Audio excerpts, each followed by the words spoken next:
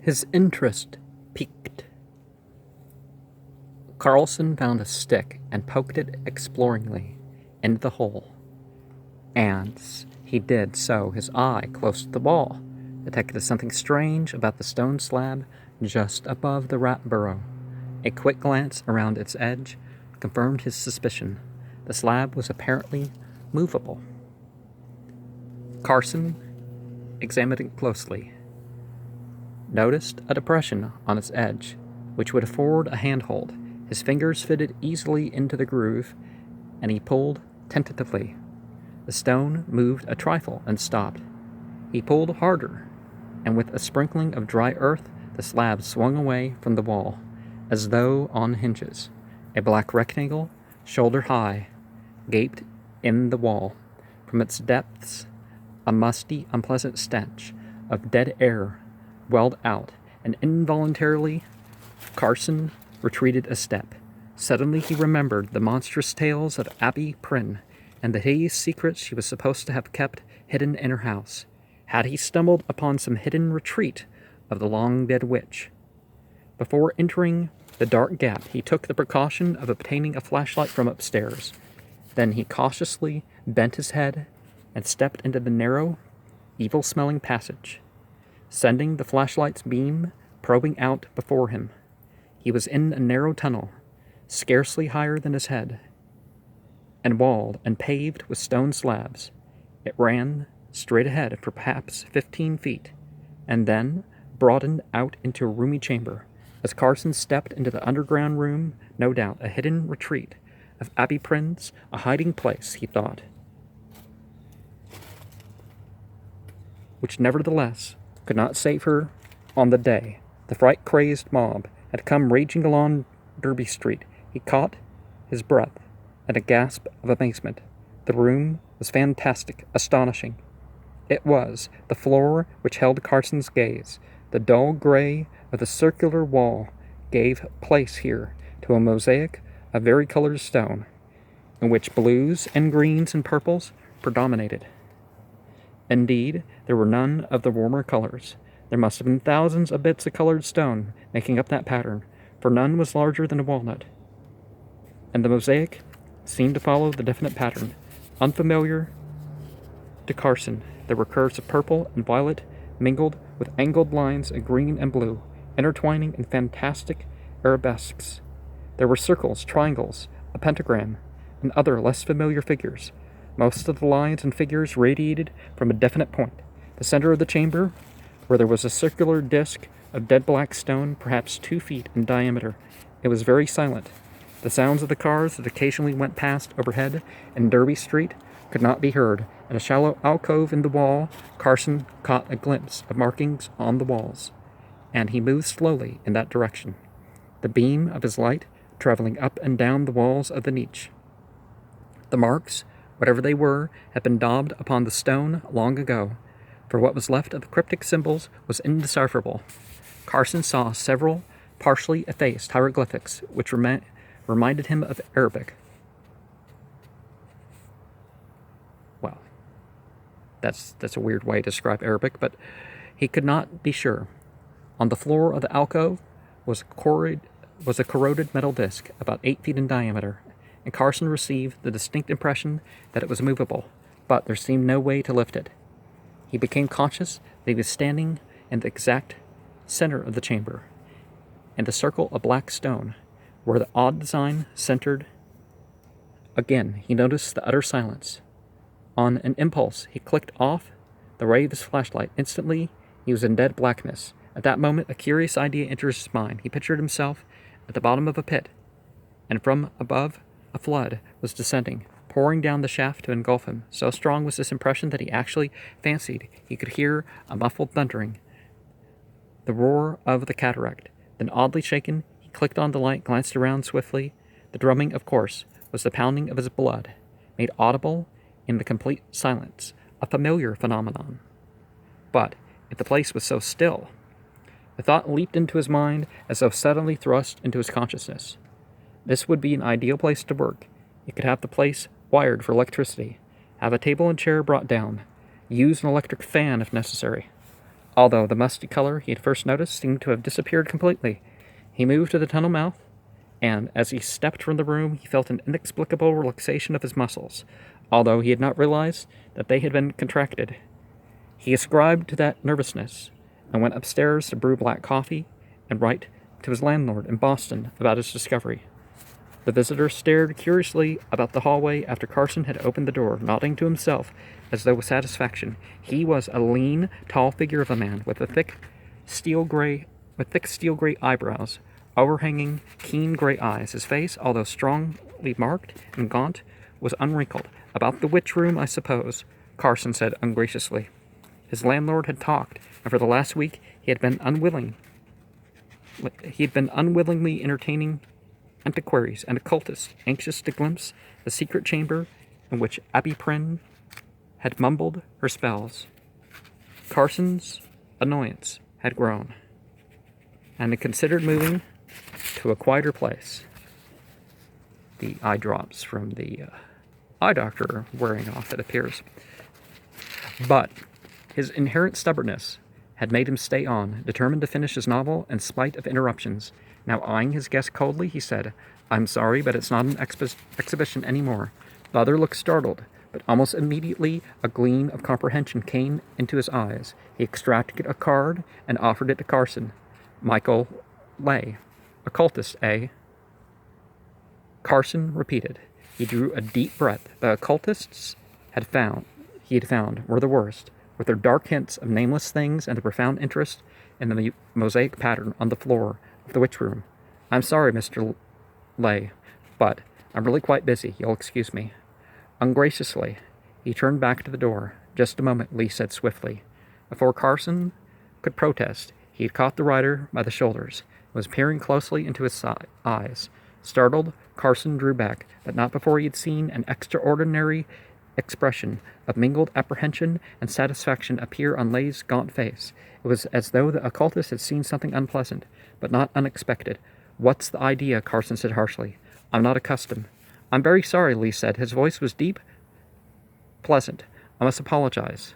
I thought... Well, again, I apologize. I'm rather excited, I'm afraid. You see, I've come from San Francisco to see this witch room of yours. Would you really mind letting me see it? I should be glad to pay any sum." Carson made a deprecatory gesture. "No," he said, feeling a perverse liking for this man growing within him. His well-modulated, pleasant voice, his powerful face, his magnetic personality.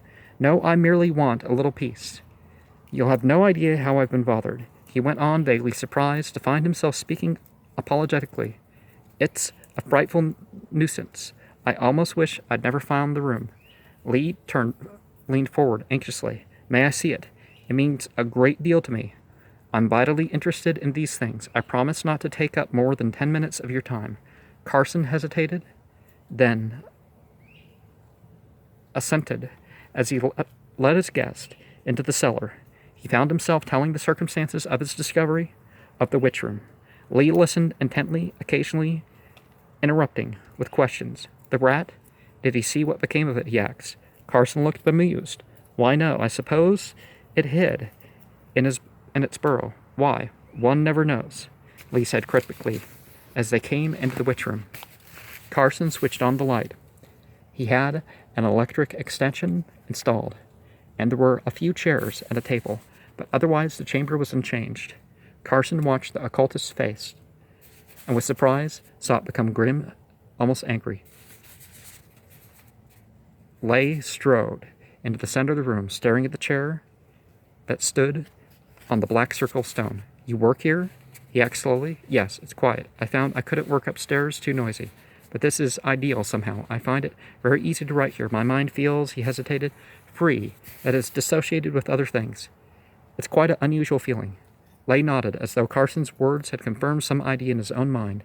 He turned toward the alcove and the metal disc in the floor. Carson followed him. The occultist moved close to the wall, tracing out the faded symbols with a long forefinger. He muttered something under his breath, words that sounded like gibberish to Carson. "Nyogtha. Ka Yarnak." He swung about, his face grim and pale. "I've seen enough," he said softly. "Shall we go?" Surprised, Carson nodded and led the way back into the cellar. Upstairs, Lay hesitated, as though finding it difficult to broach his subject. At length, he asked, "Mr. Carson, would you mind telling me if you had any peculiar dreams lately?" Carson stared at him, mirth dancing his eyes. "Dreams," he repeated. "Oh, I see. Well, Mr. Lee, I may well tell you that you can't frighten me. Your compatriots and other occultists I've entertained. You have already tried it." Lay raised his thick eyebrows. "Yes." "Did they ask you whether you dreamed?" "Several did, yes." "And you told them?" "No." Then as Lee leaned back in his chair, a puzzled expression on his face, Carson went on slowly, "Although really I'm not quite sure. You mean, I think I have a vague impression that I've dreamed lately. But I can't be so sure. I can't remember anything of the dream, you see. And oh, very probable your brother occultist put in the idea of my mind." Perhaps, Lay said non-committedly, getting up. He hesitated. Mr. Carson, I'm going to ask you a rather presumptuous question. Is it necessary for you to live in this house?" Carson sighed resignedly. "When I was first asked that question, I explained that I wanted a quiet place to work on a novel, and that any quiet place would do. But it isn't easy to find them. Now that I have this witch room, I'm turning out my work so easily, I see no reason why I should move and perhaps upset my program. I'll vacate this house when I finish my novel, and then you occultists can come in and turn it into a museum, or do whatever you want to do with it. I don't care, but until the novel is finished, I intend to stay here." Now, sometimes the place matters, but in general, it's really the technique, the patterns and stuff that are used. Lay rubbed his chin. "Indeed, I can understand your point of view, but is there no other place in the house where you can work?" He watched Carson's face for a moment, and then went on swiftly. "I don't expect you to believe me. You're a materialist. Most people are. But there are few of us who know that above and beyond what men call science, there is a greater science that is built on laws and principles, which, to the average man, would be almost incomprehensible. If you have read Machen, you will remember that he speaks of the gulf between the world of consciousness and the world of matter. It is possible to bridge that gulf. The witch room is such a bridge. Do you know what a whispering gallery is?" "Ah," Carson said, staring. "But there's no—" "An analogy, merely an analogy. A man may whisper a word in a gallery or a cave, and if you're standing in a certain spot 100 feet away, you will hear that whisper, although someone 10 feet away will not. It is a simple trick of acoustics, bringing the sound to a focal point, and this principle can be applied to other things besides sound, to any wave impulse, even a thought." Carson tried to interrupt, but Lay kept on. "That black stone in the center of your witch room is one of those focal points. The design on the floor, which you sit on the black circle, there you are abnormally sensitive to certain vibrations, certain thought commands, dangerously sensitive. Why do you suppose your mind is so clear when you're working there? A deception, a false feeling of lucidity, for you are merely an instrument, a microphone, turned to pick up certain malign vibrations, the nature of which you could not comprehend." Carson's face was a study in amazement and incredulity. "But you don't mean you actually believe?" Lay drew back, intensely fading from his eyes, leaving them grim and cold. "Very well, but I have studied the history of your Abigail Prynne. She, too, understood the super science of which I speak. She used it for evil purposes, the black art, as it is called. I've read that she cursed Salem in the old days, and a witch's curse can be a frightful thing. Will you?" He got up, gnawing at his lip. "Will you, at least, allow me to call on you tomorrow?"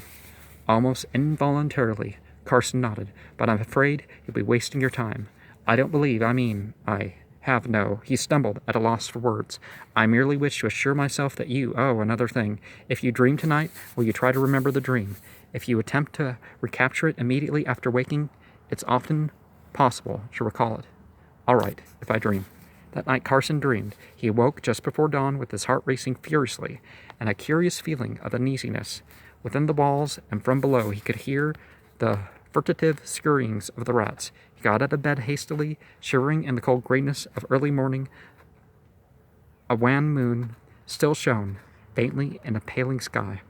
Then he remembered Lay's words. He had dreamed, there was no question of that, but the content of his dream, and that was another matter, he absolutely could not recall to his mind, much as he tried, although there was a very vague impression of running frantically in the darkness. He dressed quickly, and because the stillness of the early morning in the old house got on his nerves. He went out to buy a newspaper. It was too early for shops to be open. However, in search of a newsboy, he set off westward, turning at the first corner. At last he worked. A curious and inexplicable feeling began to take possession of him, a feeling of familiarity. He had walked here before, and there was a dim and disturbing familiarity about the shapes of the houses, the outlines of the roofs, but, and this was the fantastic part of it, to his knowledge, he had never been on the street before, and he had spent little time walking about this region of Salem, for he was indolent by nature. Yet there was this extraordinary feeling of remembrance, and it grew more vivid as he went on. He reached a corner, turned unthinkingly to the left. The odd sensation increased. He walked on slowly, pondering. No doubt he had traveled by this way before, and very probably he had done so in a brown study, so that he could not be conscious of his route. Undoubtedly, that was the explanation. Yet, as Carson turned into Charter Street, he felt a nameless unease, waking within him. Salem was rousing. With daylight impassive, Polish workers began to hurry past him. Toward the mills, an occasional automobile went by. Before him, a crowd was gathered on the sidewalk. He hastened his steps, conscious of a feeling of impending calamity. With an extraordinary sense of shock, he saw that he was passing the Charter Street burying ground, the ancient, evilly famous burying point. Hastily, he pushed his way into the crowd. Comments in a muffled undertone came to Carson's ears, and bulky, blue-clad black loomed up before him. He peered over the policeman's shoulder and caught his breath in a horrified gasp. A man leaned against the iron railing that fenced the old graveyard. He wore a cheaply gaudy suit, and he gripped the rusty bars in a clutch that made the muscles stand out in ridges on the hairy backs of his hands.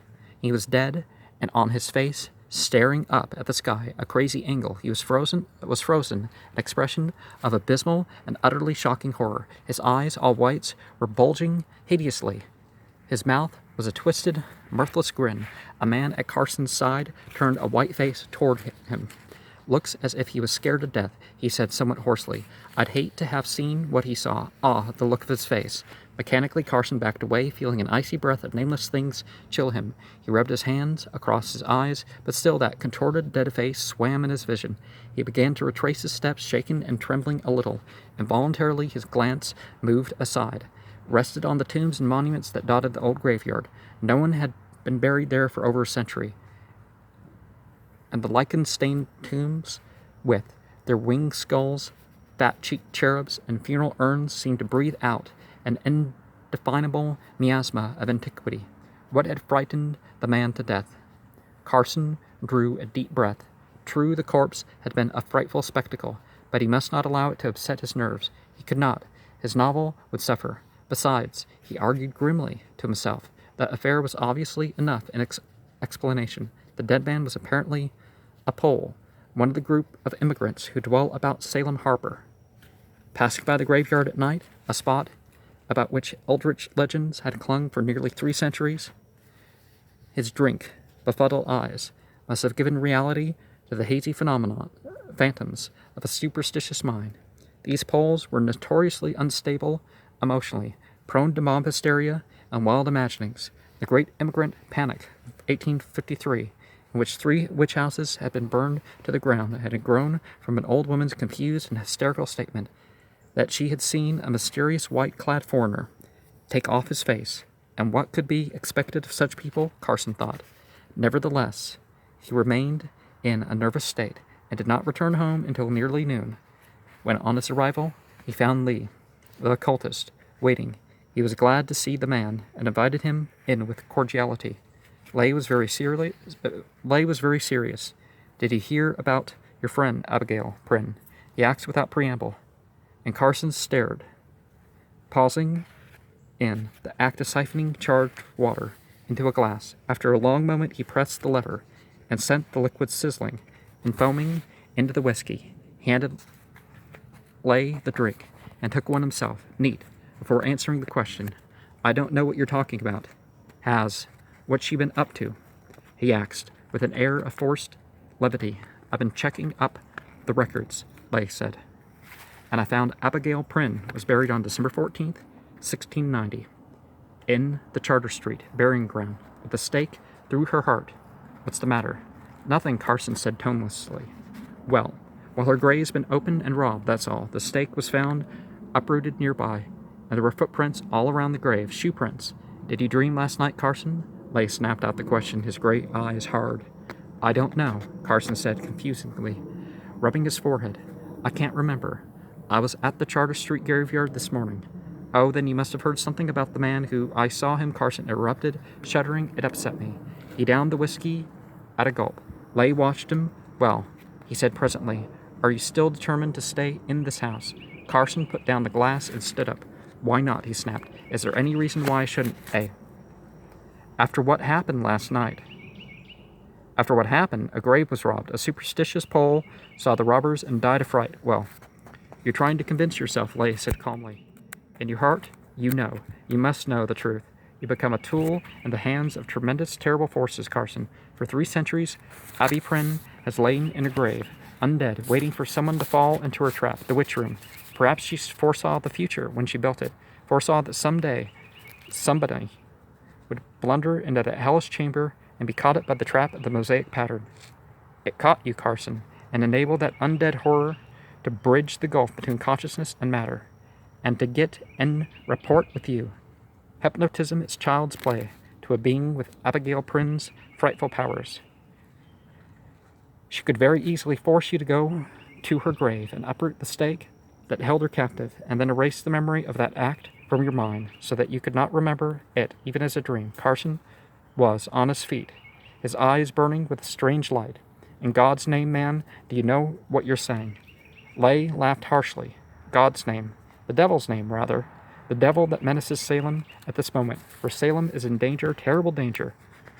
The men and women children of the town Abby Prynne cursed when they bound her to the stake and found that they couldn't burn her. I've been going through certain secret archives this morning, and I've come to ask you, for the last time, to leave this house. Now, around the corner here, I smell the gardenias, which are symbolic of human flesh, and tarragon is symbolic of human blood. That's not too far away either. It's in sight when you go over and touch the gardenias. Are you through? Carson acts coldly. Very well. I shall stay here. You're either insane or drunk, but you can't impress me with your poppycock. Would you leave if I offered you $1,000? Lay asked. Or more, then. 10,000. I've a considerable sum at my command. No, damn it, Carson snapped, in a sudden blaze of anger. All I want is to be left alone to finish my novel. I can't work anywhere else. I don't want to. I won't. It's good not to be able to be bought to a certain degree, isn't it? I expected this, Lay said, his voice suddenly quiet, and with a strange note of sympathy. Man, you can't get away. You're caught in the trap, and it's too late for you to extricate yourself, as long as Abby Prynne's brain controls you through the witch room. And the worst part of it is that she can only manifest herself with your aid. She drains your life forces, Carson, feeds on you like a vampire. You're mad, Carson said dully. I'm afraid that iron disc in the witch room. I'm afraid of that, and what's under it. Abby Prynne serves strange entities, Carson, and I read somewhere on the wall of that alcove that gave me a hint. Have you ever heard of Nyagtha? Carson shook his head impatiently. Lay fumbled in a pocket, drew out a scrap of paper. I copied this from a book in the Kester Library, he said. A book called the Necronomicon, written by a man who delved so deeply into forbidden secrets that men called him mad. Read this. Carson's brows drew together as he read the excerpt. Men know him as the dweller in the darkness, that brother of the old ones called Nyagtha, the thing that should not be.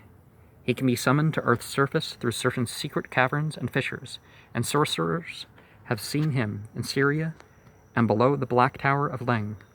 From the Thang Grotto of Tartary, he has come ravening to bring terror and destruction among the pavilions of the Great Khan.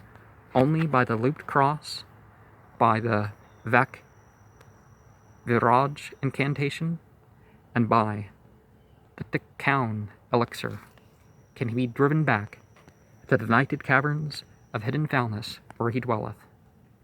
Lay met Carson's puzzled gaze calmly. Do you understand now? Incantations and elixirs, Carson said, handing back the paper. Fiddlesticks. Far from it. The incantation and that elixir have been known to occultists and adepts for thousands of years. I had occasion to use them myself in the past on certain occasions. And if I'm right about this thing, he turned the door, his lips compressed in a bloodless line. Such manifestations have been defeated before, but the difficulty lies in obtaining the elixir. It's very hard to get, but I hope. I'll be back.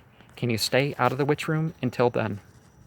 I'll promise nothing, Carson said. He had a dull headache, which had been steadily growing until it obtruded upon his consciousness, and he felt vaguely nauseated. Goodbye. He saw Lee to the door, and waited on the steps with an old reluctance to return to the house. As he watched the tall occultist hurry down the street, a woman came out of the adjoining house. She caught sight of him, and her huge breasts heaved. She burst into a shrill, angry tirade. Carson turned, staring at her with astonished eyes. His head throbbed painfully. The woman was approaching, shaking a fat fist threateningly. Why, you scare my Sarah, she cried. Her swarthy face flushed. Why you scare her? Wit, your fool tricks, eh? Carson moistened his lips. I'm sorry, he said slowly. Very sorry. I didn't frighten your Sarah. I haven't been home all day. What frightened her?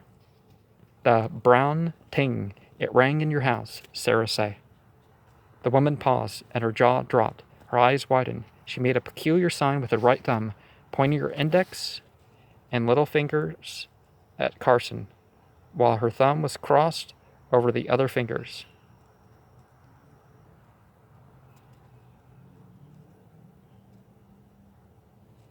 The old witch. I don't know if that's it. She returned hastily, muttering in Polish in a frightful voice. Carson went back into the house.